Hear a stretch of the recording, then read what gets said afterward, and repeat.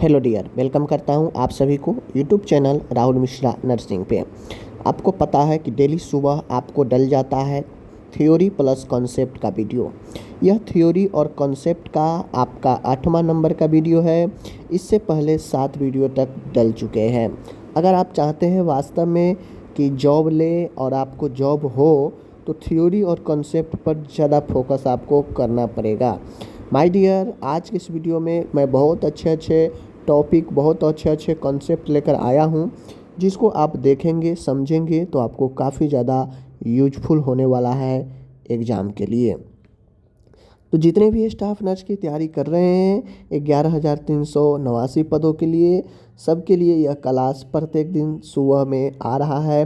तो आप लोग ज़रूर देखें, शेयर करें और सबसे नंबर 1 तरीके से पढ़ाई यहाँ पे कराया जाता है। शाम के समय MCQ चलता है 6 बजे।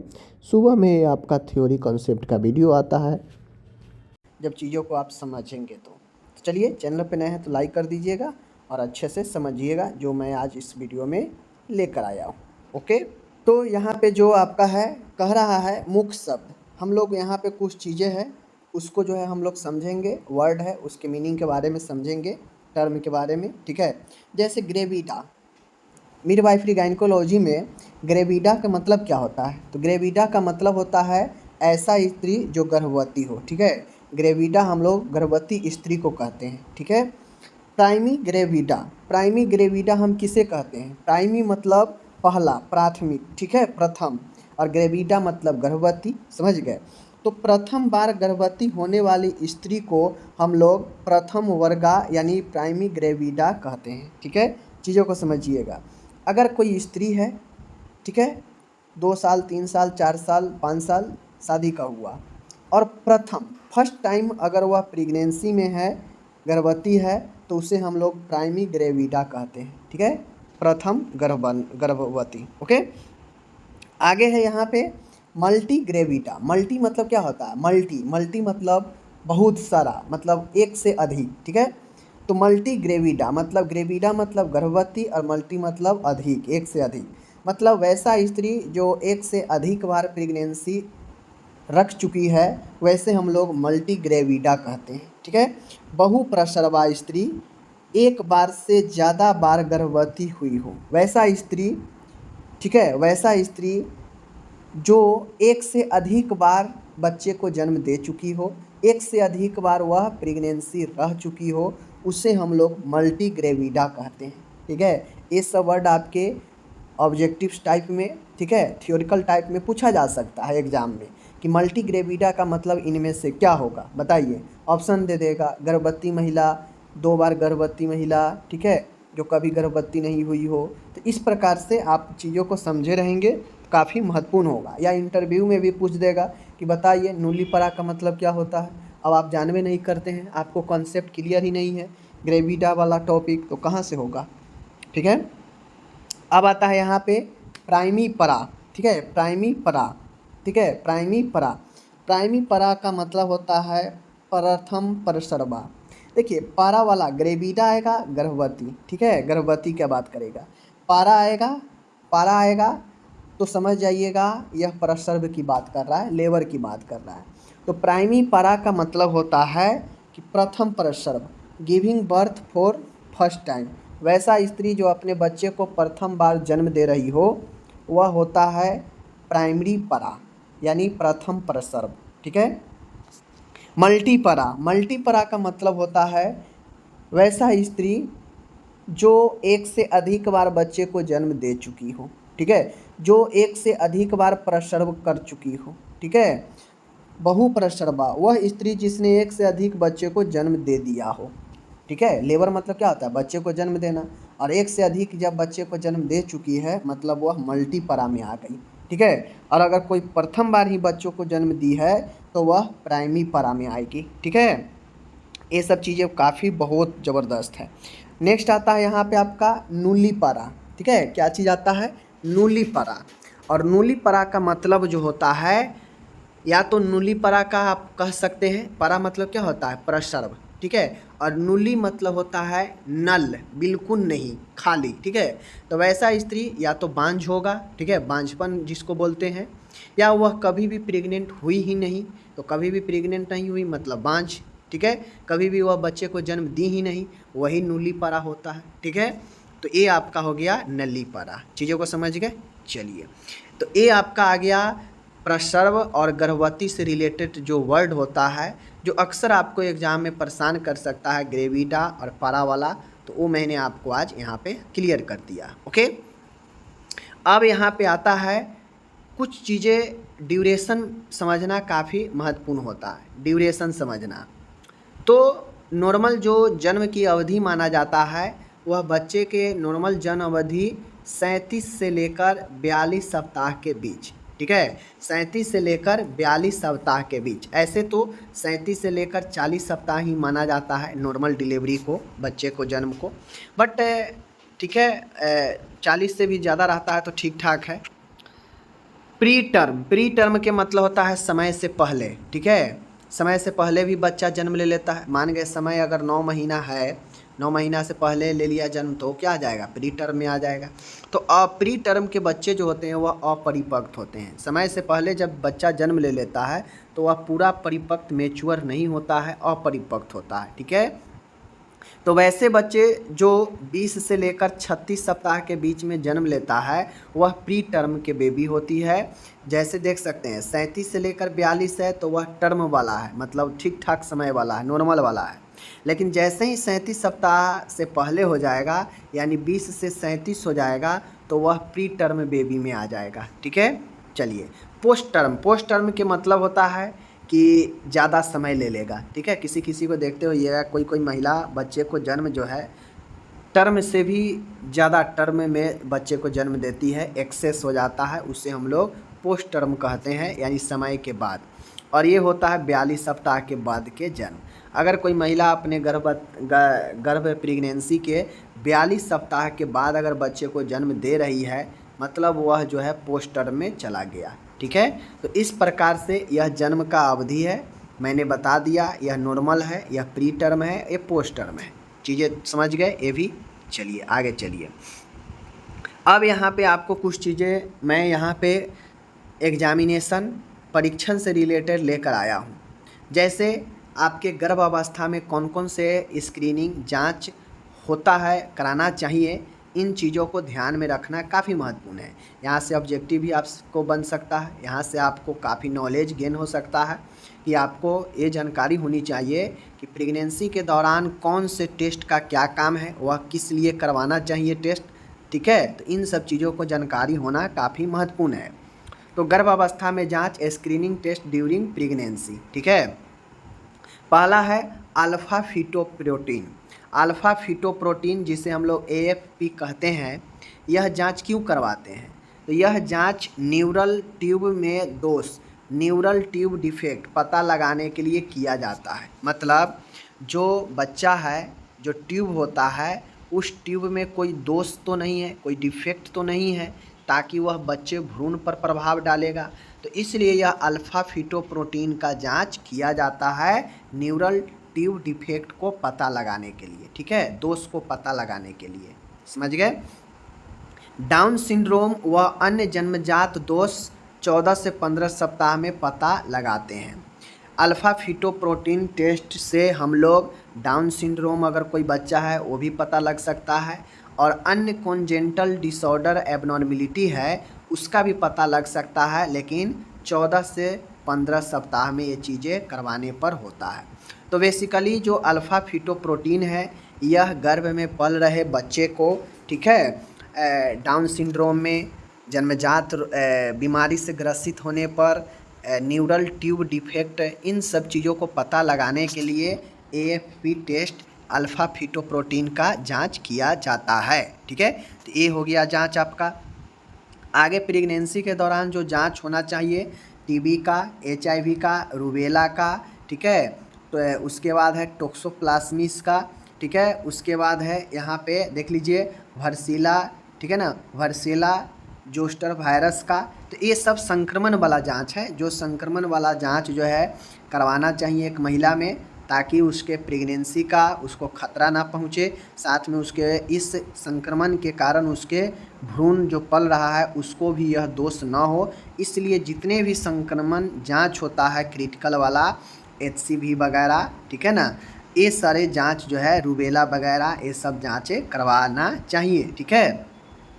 नेक्स्ट है RH फैक्टर का और कॉम्बो टेस्ट का हीमोलाइटिक स्थिति के लिए करते हैं, ठीक है। RH फैक्टर का टेस्ट हम लोग कॉम्बो टेस्ट करते हैं, किस लिए? हीमोलाइटिक कंडीशन के लिए करते हैं, ठीक है, ताकि पता लग जाए पहले। आगे हम लोग सीरम ग्लूकोज का मॉनिटर करते रहते हैं और गर्भस्थ मधुमेह का पता 26 से 28 सप्ताह में करते हैं, ठीक है। हम लोग क्या होता है जब महिला प्रेगनेंसी में जाती है तो हम लोग ग्लूकोज का भी टेस्ट करते हैं, करवाते हैं, मॉनिटर करते हैं, ताकि इससे पता लगे कि महिला डायबिटीज का शिकार तो नहीं है। और गर्भस्थ मधुमेह जो है का पता आपको 26 से 28 सप्ताह में हम लोग कर लेते हैं, ताकि अगर मधुमेह महिला में है तो उसका मैनेजमेंट पहले से किया जा सके, ठीक है। इसलिए ग्लूकोज का भी टेस्ट होता है। जितने भी इन्फेक्टियस बीमारी है उसका भी जांच करवाना ज़रूरी है। RH फैक्टर का जांच करते हैं, RH असंगतता के लिए। कॉम्बो टेस्ट करते हैं हीमोलाइटिक स्थिति के लिए, ठीक है। तो ये सारे जांच जो है ड्यूरिंग प्रेगनेंसी किया जाता है, ठीक है। स्ट्रेप्टोकोकस बी समूह, ग्रुप बी के स्ट्रेप्टोकोकस के लिए 36 सप्ताह में जांच करते हैं। यह एक संक्रामक होता है स्ट्रेप्टोकोकस। यह 36 सप्ताह में हमें इससे जांच करनी चाहिए, ठीक है, जांच करनी चाहिए। आगे है हम लोग कोरियोनिक विली एवं एमनियोसेंटेसिस करते हैं, जिससे 35 वर्ष से अधिक उम्र की महिलाओं में कोई क्रोमोसोमल एबनॉर्मेलिटी की पहचान किया जा सके। तो बेसिकली ये जो कोरियोनिक विली होता है या एमनियोसेंटेसिस जो होता है, यह मान के कोई महिला अधिक उम्र की है, ठीक है, 30 प्लस है और वह प्रेगनेंसी में है, तो वैसे महिलाओं के बच्चे को क्रोमोसोमल एबनॉर्मेलिटी होने की खतरा रहता है, ठीक है, गुणसूत्रीय असमानता। तो इसके लिए हम लोग कोरियोनिक विली का जांच करते हैं। इसमें होता यह है कि जो प्लेसेंटा होता है उसके कुछ भाग टिश्यू को हम लोग सैंपल के रूप में लेते हैं और उसको लैब में भेजते हैं जांच के लिए, जिससे पता चलता है कि बच्चे में कोई एबनॉर्मल क्रोमोसोमल डिसऑर्डर तो नहीं है, ठीक है। अगर होगा तो उसका मैनेजमेंट किया जाएगा, मैनेजमेंट में जो संभव होगा वो किया जाएगा, ठीक है। तो ये होता है एमनियोसेंटेसिस से भी पता लगता है क्रोमिनल डिसऑर्डर का, क्रोमिनल एबनॉर्मेलिटी का। एमनियोसेंटेसिस क्या है? तो जो एमनियोटिक फ्लूइड होता है उसको निकाला जाता है, लैब में भेजा जाता है, ठीक है। तो ये आप लोग याद रखिएगा। तो ये सारे जाँच है जो ड्यूरिंग प्रेगनेंसी होनी चाहिए और करवानी चाहिए, ठीक है। क्योंकि जाँच से ही पता लगेगा कि महिला में क्या समस्या है और वह समस्या उसके बच्चे के लिए कितना जो है सही है या गड़बड़ है, जिससे समय रहते पहले ही उसका मैनेजमेंट किया जा सके, ठीक है ना। तो इन सारे जांच का बहुत ही महत्वपूर्ण योगदान है। ओके, चलिए, तो ये मैंने जांच आपको बता दिया कि इन सारे जांचों को करवानी चाहिए। अब आता है मोस्ट इम्पॉर्टेंट ट्रू लेबर और फॉल्स लेबर के बारे में। बहुत लोग कन्फ्यूजन होते हैं, ट्रू लेबर क्या होता है, फॉल्स लेबर क्या होता है। तो आज की इस वीडियो में आप समझ जाएंगे कि वाकई में ट्रू लेबर यानी वास्तविक और फॉल्स लेबर यानी अवास्तविक प्रसव क्या होता है, ठीक है। चलिए, ट्रू लेबर देखिए। ट्रू लेबर जिसे हम लोग वास्तविक प्रसव कहते हैं। वास्तविक प्रसव में निम्न लक्षण उत्पन्न होते हैं। आप कैसे पहचानेंगे कि कोई महिला ट्रू लेबर मतलब उससे प्रसव होने वाला है। आप कैसे पहचानेंगे कि यह सही प्रसव का लक्षण है, वास्तविक में प्रसव होने वाला है जिसका लक्षण है। तो उसके लिए उसे हम ट्रू लेबर कहते हैं। और उसके लिए क्या क्या लक्षण होता है देख लीजिए। इसमें नियमित अंतराल पर गर्भाशय में दर्द युक्त संकुचन उत्पन्न होता है। ट्रू लेबर का लक्षण होता है कि जो दर्द होगा, जो पेन होगा वह कंटिन्यू होता है, ठीक है, और धीरे धीरे अवधि के साथ में यह बढ़ते जाता है, समझ गए। और यह तब होता है जब आपके गर्भाशय में कंट्रैक्शन जो है उत्पन्न होता है, तो यह और ज़्यादा धीरे धीरे बढ़ते जाता है ट्रू लेबर में। संकुचन समय के साथ तीव्र एवं अधिक समय के लिए होता है। ट्रू लेबर में होता यह है कि जो यूट्रस का कंट्रैक्शन होता है, संकुचन जो होता है, जिससे बच्चा आगे की तरफ धकेला जाता है बाहर निकलने के लिए, तो यूट्रस में कंट्रैक्शन समय के साथ तेज़ी से और अधिक समय के लिए होता है। तो ये वास्तविक का लक्षण है, ठीक है। आगे है वास्तविक प्रसव में सर्विक्स में फैलाव व सिकुड़न होता है। अब चूंकि जानते हैं सर्विक्स दरवाज़ा है वैजिना का और अंदर यूट्रस का बीच का यह द्वार होता है। तो सर्विक्स में वास्तविक प्रसव में ट्रू लेबर में सर्विक्स आपका जो है फैलाव सिकुड़ाव शुरू हो जाता है सर्विक्स में, ग्रीवा में। ठीक है, आगे है इसमें पानी की थैली बैग ऑफ वाटर का निर्माण होता है। ट्रू लेबर में जो होता है इसमें एक पानी के जैसे थैले का निर्माण हो जाता है जब ये चीज़ें ट्रू लेबर शुरू रहता है तो। ठीक है, इसमें शो विद्यमान रहता है, मतलब इसमें जो शो होता है, जो भाग होता है वह दिखाई देता है। ठीक है, इसमें इंटरनल ओएस फैलाव रहता है। इसमें जो आपका दरवाज़ा होता है, बच्चे को निकलने वाला जो द्वार होता है, वह इंटरनल ओएस जो होता है वह फैला हुआ रहता है। ठीक है, एकदम स्पष्ट लगेगा। ठीक है, आप लोग एक्सपीरियंस अगर किए होइएगा किसी जानवर का तो देखते होइएगा कि वह दरवाज़ा, बच्चा आता है दरवाज़ा पर बट इतना जल्दी नहीं निकल पाता है, यानी उसके इंटरनल ओएस दिखता रहता है दरवाज़ा। ठीक है, मुँह द्वार जिसे बोलते हैं। ओके, अब ये सारा चीज़ वास्तविक में होता है, फैलाव सिकुड़ाव। ठीक है, शो विद्यमान, बैग ऑफ वाटर, सर्विक्स का फैलना सिकुड़ना, कंस्ट्रक्शन का तेज़ी के साथ समय के साथ बढ़ते जाना। ठीक है, अनियमित गर्भाशय में दर्द होता है, संकुचन होता है। ठीक है, और यह कंट्रोल नहीं होता है क्योंकि यह ट्रू लेबर है, लेबर का सही वास्तविक होता है, इसलिए यह कंट्रोल नहीं होता है। लेकिन अब आप फॉल्स लेबर में चलते हैं, जो झूठा प्रसव का लक्षण होता है,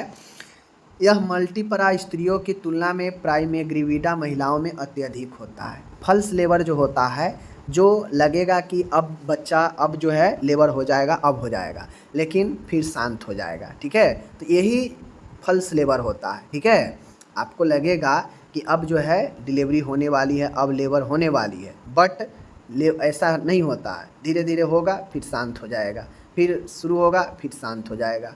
तो यही जो है फॉल्स लेबर होता है। ठीक है, जबकि ट्रू लेबर में क्या होता है, समय के साथ बढ़ते जाता है कंटिन्यू। ठीक है ना, और ये फॉल्स लेबर जो होता है यह मल्टीपरा, मतलब एक से अधिक बार जो महिला प्रेग्नेंट हो चुकी है, ठीक है ना, बच्चे को जन्म दे चुकी है, तो उसके तुलना में जो प्रथम बार गर्भवती महिला होती है उसमें यह ज़्यादा दिखने को मिलता है। ठीक है, फॉल्स प्रसव लेबर जो होता है यह प्राइमेग्रिविडा में ज़्यादा होता है। ठीक है, क्योंकि प्रथम बार जो महिला गर्भवती होती है उसमें फॉल्स प्रसव ज़्यादा दिखने को मिलता है कि दर्द शुरू हुआ अचानक तेज़ी से और फिर लगेगा कि अब लेबर हो जाएगा, प्रसव होगा, अब प्रसव का समय आ गया, लेकिन पता चलेगा फिर नॉर्मल हो गया।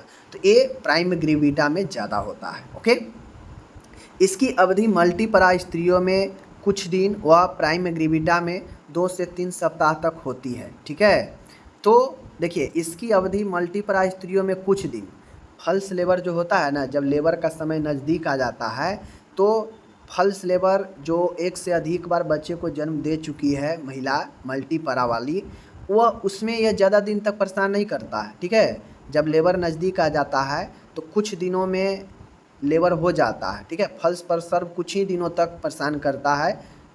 ठीक है ना, लेकिन जो प्रथम बार गर्भवती महिला है उसमें यह ज़्यादा परेशान करता है। यह 2 से 3 सप्ताह लेबर से पहले ही से दर्द वगैरह शुरू हो जाएगा, कभी अचानक होगा, कभी बंद हो जाएगा, कभी तेज़ी से फिर बंद हो जाएगा। ठीक है, आराम करने से। तो इस प्रकार से यह जो है साइन देने लगता है लेबर का, लेकिन यह पहले 2-3 सप्ताह पहले देने लगता है प्राइमेग्रिविडा में। ठीक है, तो यह अवास्तविक अथवा आभासी प्रसव का लक्षण है। ठीक है, समझ गए।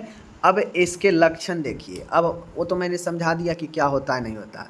अब यहाँ पे लक्षण देखिए आभासी या अवास्तविक फॉल्स लेबर का। अवास्तविक प्रसव गर्भाशय संकुचनों से संबंधित नहीं होता है। जो आभासी प्रसव होता है अवास्तविक, इसमें यूट्रस का कंट्रैक्शन जो है शुरू नहीं होता है। यूट्रस का अगर कंट्रैक्शन शुरू हो जाएगा मतलब वह लेबर के लिए रेडी है। ठीक है, तो इसमें जो है संकुचन से संबंधित ये नहीं होता है। इसमें दर्द की प्रवृत्ति धीमी व निरंतर होती है। ये जो फॉल्स लेबर होता है इसमें दर्द कभी उतार चढ़ाव होते रहता है धीरे धीरे। ठीक है ना, ये होते रहता है। इसका सर्विक्स के डिलेशन पर कोई प्रभाव नहीं पड़ता है। अगर आपका फॉल्स लेबर है, लेबर में अभी समय है लेकिन दर्द लेबर की तरह होने लगा है, तो आपके सर्विक्स के डिलेशन में फैलाव में कोई प्रभाव इसका नहीं पड़ता है। इसे एनीमा व सीडेटिव औषधि देकर समाप्त किया जाता है। और अगर आपका फल्स लेबर का लक्षण है तो उसमें दवाई एनीमा सीडेटिव देने पर वह शांत हो जाता है, समाप्त हो जाता है। लेकिन ट्रू लेबर में कितना भी दवाई दे दीजिएगा, कुछ दे दीजिएगा, वह कंट्रोल नहीं होता है, क्योंकि वह लेबर अब होने वाला है। समझ गए? तो यही ट्रू और फल्स लेबर होता है। ठीक है, फल्स लेबर आपको जो है झूठा एहसास दिलाएगा, लेबर का समय अभी रहेगा, ठीक है ना। लेकिन जो ट्रू लेबर फल्स लेबर झूठा एहसास दिलाएगा लेबर का, ठीक है ना, दर्द वगैरह होगा, लेकिन वो उतना जुड़ा हुआ उससे नहीं होता है। लेकिन जो फल्स लेबर होगा, ट्रू लेबर होगा, वह समझिए कि नज़दीक है, उसमें कोई चीज़ दे लीजिएगा शांत नहीं होगा, ठीक है, वह होकर ही रहेगा लेबर। तो इस प्रकार से मैंने आपको आज इम्पोर्टेंट टॉपिक जो हमें लगा करा दिया। ख्याल रखिएगा। धन्यवाद।